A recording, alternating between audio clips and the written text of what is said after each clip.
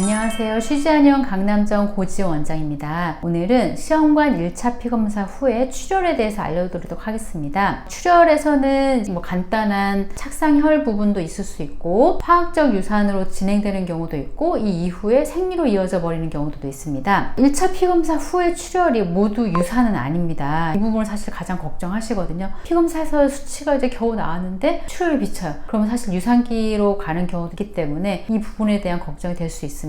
일단은 출혈이 비치더라도 이 위험 기간만 잘 지나가게 되면 출산까지 건강하게 이어지는 분들도 많기 때문에 초기의 주의사항을 상당히 잘 지켜주셔야 됩니다. 임신 확인 후에 출혈이 비칠 때는 바로 누우셔야 돼요. 서 있거나 앉아 있는 자세, 소파에 기대 있는 자세 모두 자궁이라고 하는 부분이 서 있는 그 각도가 됩니다. 누워 있어야지 출혈되는 부분이 좀 더 예방될 수가 있기 때문에 앉아 있거나 기대거나 하지 마시고 그냥 바로 누워주세요. 그리고 또 시험관 센터에 문의하셔서 현재 나한테 처방되고 있는 약물 혹은 주사를 빼야 할지 아니면 좀 더 증가시켜야 될지에 대해서 반드시 의논하셔야 됩니다. 경우에 따라서 이제 빼거나 늘리거나 방법을 썼을 때 출혈이 줄어들거나 혹은 멈추는 양상이 있을 수 있기 때문입니다. 좀 누웠다가 일어났더니 괜찮았어요 라고 하는 분들도 또 오래 서 있거나 아니면 무거운 걸 들거나 또 스트레스를 강하게 받거나 이런 부분들이 있을 때는 출혈이 비치는 경우도 있습니다. 이런 부분들이 하루 만에 출혈이 비치다가 딱 끝나버리면 좋은데 일주일 이상도 진행될 수가 있고 소변 볼 때마다 자꾸 묻어나서 너무 걱정이 돼요 하는 부분들이 상당히 많이 일어날 수 있습니다. 그래서 1차 피검사 후에 출혈은 상당히 중요합니다. 아스피린을 사용하는 경우에 주의사항에 대해서 알려드리도록 할 건데요. 시험관 진행하는 분들 중에서 혈전 문제가 있어서 아스피린 혹은 헤파린 주사 혹은 크록산 주사를 사용하는 분들이 되게 많습니다. 요즘에는 아스피린하고 크록산 주사를 같이 쓰는 분들이 상당히 많아요. 아스피린은 혈소판 응집을 억제하는 작용을 하기 때문에 출혈이 생기게 되면 그 출혈을 멈추지 못하게끔 만들어요. 원래 기능이 혈전을 예방하는 거다 보니까 이 부분이 계속 출혈이 되게끔 유도할 수가 있습니다. 혈전 문제가 있으면 혈액이 자꾸 엉겨붙는 성질 때문에 착상이 안 되거나 혹은 착상이 돼도 유산이 잘 되는 부분으로 갈 수가 있어서 아스피린이나 크록산 주사를 통해서 그걸 이제 예방을 해주는 역할을 합니다. 아까 얘기했던 것처럼 출혈이 멈추지 않을 수가 있기 때문에 간단하게 출혈이 비치다가 그냥 임신 유지가 잘 될 수도 있는 사람이 너무 과하게 계속 출혈이 멈추지 않으면 유산으로 가버리는 경우가 있어서 아스피린하고 크록산 주사를 사용하는 경우에는 시험관 센터에 문의하셔서 이 부분에 대해서 중단할지 아니면 계속 지켜볼지를 결정해야 됩니다. 환자분에 따라서는 아스피린 유지하고 크록산 주사는 멈추세요 이렇게 지침을 받는 경우도 있고 그랬을 경우에 출혈이 멈추는 경우도 있으니까 이 부분에 대해서는 이제 의논이 필요합니다. 경우에 따라서는 혈전 문제가 너무 심한 경우에는 혈전 문제 때문에 유산이 되거든요. 아스피린, 크록산을 중단하지 못하는 경우도 있어요. 그럴 경우에는 좀 더 출혈 양상을 지켜보면서 담당의와 의논이 필요합니다. 그리고 프로게스테론을 사용할 때도 주의점이 있어요. 1차 피검사 확인 후에 출혈이 비칠 때 프로게스테론 수치를 가장 먼저 점검을 해야 됩니다. 이 부분 수치가 너무 저하돼 있으면 출혈이 돼버리는 경우들이 많기 때문이에요. 특히나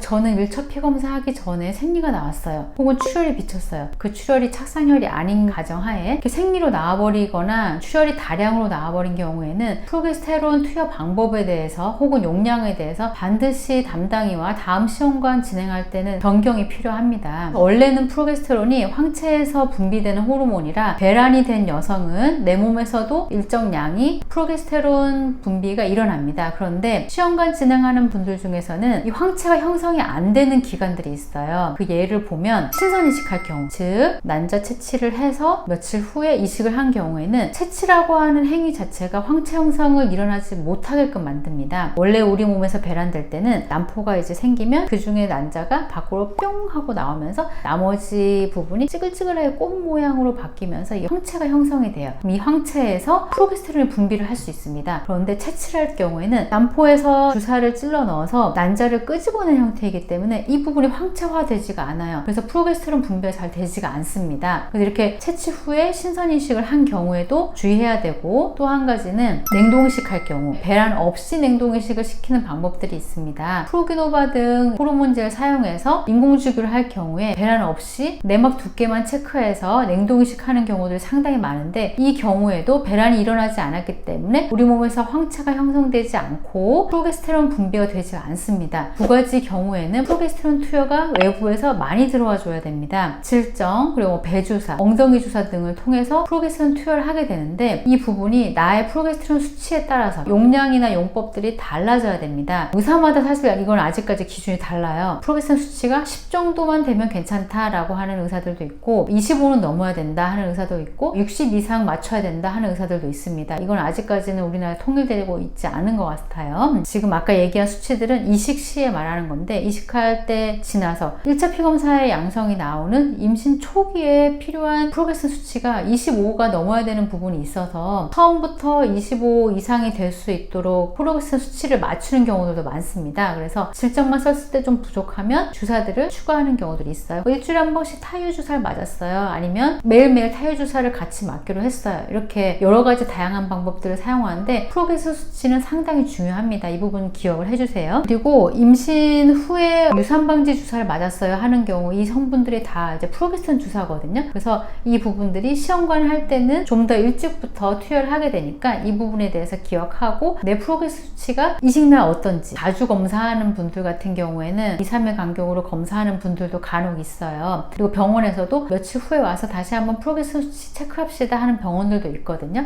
그 부분의 추이를 보면서 부족하지 않게끔 맞추는 게 중요합니다. 근데 이렇게 약물들도 다 체크를 했지만 화학적 유산으로 진행되는 경우가 있어요. 1차 피검사 후 화학적 유산에 대해서도 살펴봐야 되는데 화학적 유산은 1차 피검사 임신 확인했는데 아기집이 보이기 전에 출혈되면서 생리로 이어지는 경우를 말합니다. 임신 아주 극초기에 유산이 되는 경우죠. 보통 아기집은 피검사 수치가 2000에서 3000 정도 되면 아기집이 보이게 돼요. 그 이하에서 잘 오르지가 않거나 아니면 오히려 수치가 내려가 버리면 화학적 유산으로 진행될 가능성이 높습니다. 화학적 유산의 의미는 배아가 자궁 내막에 접촉을 하면서 착상을 시도했어요. 하지만 이 부분이 확 결합이 되면서 영양곡을 막 충분히 받고 임신 유지가 되기는 어려웠던 상황입니다. 물론 화학적 유산된 것도 굉장히 마음 아픈 일이지만 긍정적인 걸 보자고 하면은 1차 피검사 0으로 나온 거에 비해서 훨씬 긍정적인 상황입니다. 화학적 유산을 한 경우에는 그 이후에 3개월 이내 혹은 6개월 이내에 다시 착상 가능한 부분들이 많기 때문에 잘 준비를 하시면 좋겠습니다. 화학적 유산 시의 생리는 평소 나의 생리와는 좀 다르게 나타날 수 있습니다. 생리양, 생리 통증, 그리고 생리 색깔, 덩어리 등이 물론 수치가 낮았다고 하더라도 임신 수치가 나왔었기 때문에 이 내막의 변화들이 있었어요. 그래서 통계가 다르게 나타날 수가 있으니까 이 부분이 잘 배출되고 남아있는 자녀 어혈 없이 잘 분해 흡수될 수 있도록 화학적 유산 후에 생리할 때는 좀 더 각별히 신경 써서 한의원에서 치료를 하고 이 부분에 대한 생활 습관을 잘 갖춰주시는 게 좋습니다. 그리고 임신 호르몬 수치가 낮다고 하더라도 이 부분이 한번 올랐다가 떨어진 경우에는 자궁 난소 기능이 이 이후에 좀 흔들릴 수가 있습니다. 그래서 화학적 유산 후에 임신 수치도 다시 언제 하면 돼요? 이렇게 질문하셨을 때 회복이 잘 된 분들은 생리하고 나서 임신 시도를 해도 되지만 그러지 않은 경우에 한 달 정도 휴식이 필요할 수도 있습니다. 화학적 유산 후에도